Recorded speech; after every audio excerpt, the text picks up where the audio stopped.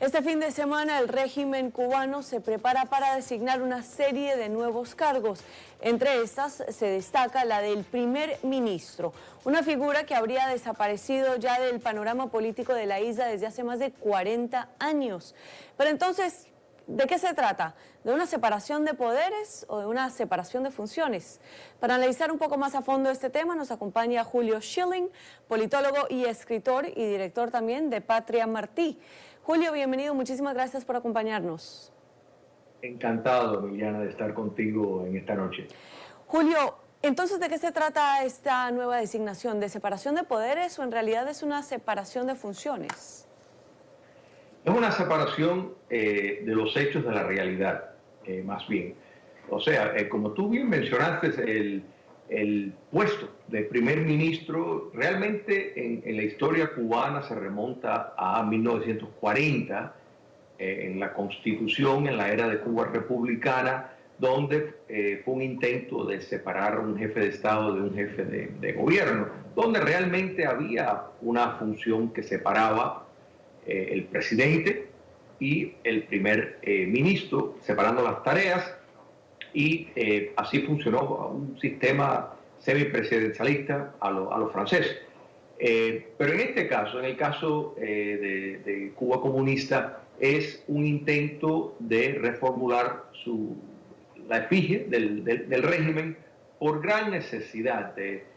Tiene, como bien lo describió el conocido científico de las ciencias sociales, Max Weber, del traspaso de lo que ha sido un liderazgo sultánico, o sea, ultrapersonalista, en las figuras de los dictadores Fidel y Raúl Castro, a una institución. Entonces, ya vimos cómo Miguel Díaz-Canel pues, fue designado el presidente, y la idea de tener un primer ministro es para dar una impresión de un efecto más colegiado de gobierno. Pero la realidad es que en Cuba, como un régimen totalitario, quien manda, y lo dice su propia legalidad, es el Partido Comunista, principalmente el buró político, que es quien controla todas las decisiones. Es más, su propia legalidad, el artículo, si no me equivoco, 144, pues cuando habla del primer ministro, pues se menciona que lo que se busca es en efecto un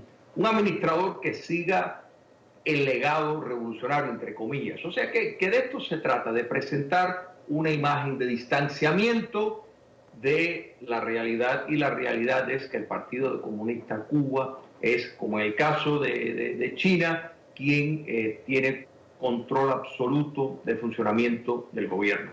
Y entonces, ¿qué significa eso, Julio, en términos de política interna y también en términos de política externa? ¿Y cómo se ven en ambas partes? Bueno, para lo que es el consumo intramuros, es una imagen que tienen que sostener, porque por un lado, y no es casualidad que en su legalidad, pues la supremacía del Partido Comunista y la primacía del modelo comunista como el modelo irreversible para sostener sigue estando en su Carta Magna dictatorial. Entonces, sin duda, les da una oportunidad a personas que quieren vender y promover la imagen más benigna que el régimen quiere dar en el exterior, pues esto les ofrece eso, les ofrece esa oportunidad, y con gran razón. O sea, el castrocomunismo en esto no está equivocado. Tienen un problema serio de liquidez, un problema económico profundo, que podemos señalar algunos de ellos. Por ejemplo, el negocio del arrendamiento de los servicios médicos, que es en efecto un modelo neoesclavista, donde la dictadura cubana se queda expropia el 92% de lo que les pagan los gobiernos a los médicos cubanos en el exterior. Pues eso se ha descubierto, ya no está. La OEA ha tenido audiencias, claro. El gobierno de Brasil ha destapado toda esta realidad. Entonces esto le ha impactado económicamente mucho al castrocomunismo. El turismo ha sufrido enormemente, porque premisa del turismo era que con el acercamiento de los Estados Unidos, pues iban a ir el turista que más dinero deja, el turista estadounidense.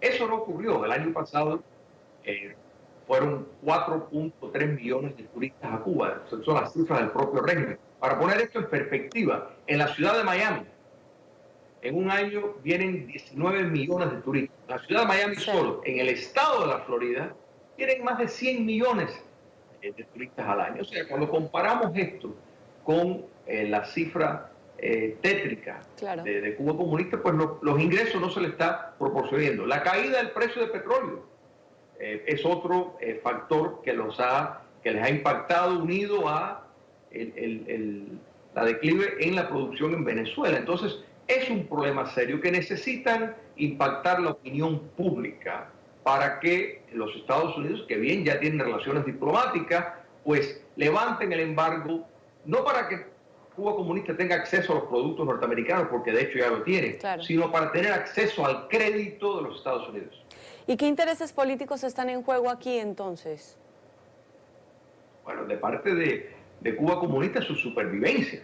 O sea, no es casualidad que sacaron una nueva constitución que básicamente es lo mismo de la constitución previa, con algunos ajustes más bien en la forma de reformular las ideas.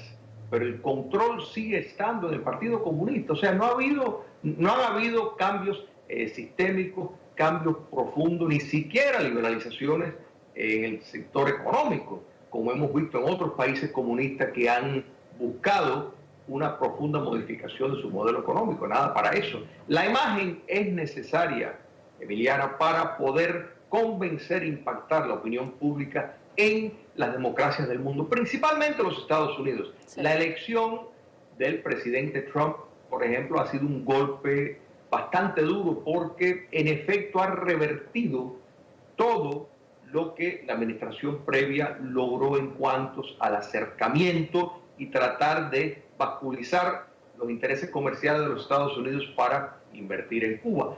Todo el atractivo que pudiera tener una inversión en Cuba comunista depende y está completamente condicionada a las relaciones con los Estados Unidos, porque es el mercado más interesante del mundo. Y eso no está previsto por la sencilla razón de que la dictadura castrista insiste en permanecer una dictadura y no demostrar ninguna apertura de espacios políticos o derechos civiles. Entonces, Julio, esto de cierta manera muestra que las sanciones que está aplicando Estados Unidos sí están sofocando un poco al régimen de Díaz-Canel. Sin lugar a duda, porque, mira, prueba de eso es que antes de las relaciones diplomáticas, Cuba comunista era uno de los primeros compradores, o mejor dicho, los Estados Unidos era quien más le vendía productos agrícolas a Cuba comunista. Sin embargo, a partir de las relaciones, eso fue disminuyendo. Y la razón era sencilla, porque querían que se le abriera el crédito subsidiado por los contribuyentes estadounidenses. En otras palabras, que los exportadores norteamericanos mandaran la mercancía y que fuera a base de créditos que les otorga que está respaldado por el gobierno de los Estados Unidos, que si Cuba comunista no paga, pues entonces los exportadores no están en riesgo. Bueno, eso no se desarrolló. Entonces, sin lugar a dudas, Cuba está en una crisis aguda. La deuda externa se ha duplicado a lo que era hace 5 años. Se ha duplicado casi.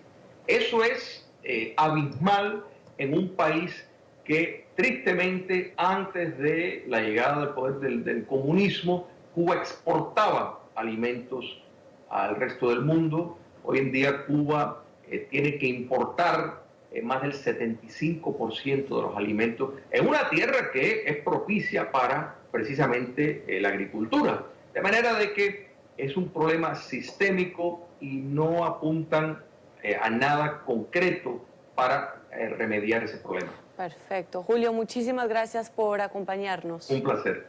Ahí lo tienen, Julio Schilling, politólogo, escritor y director de Patria Martí. Muchísimas gracias. Vamos a una breve pausa y ya continuamos con más de Cuestión de Poder.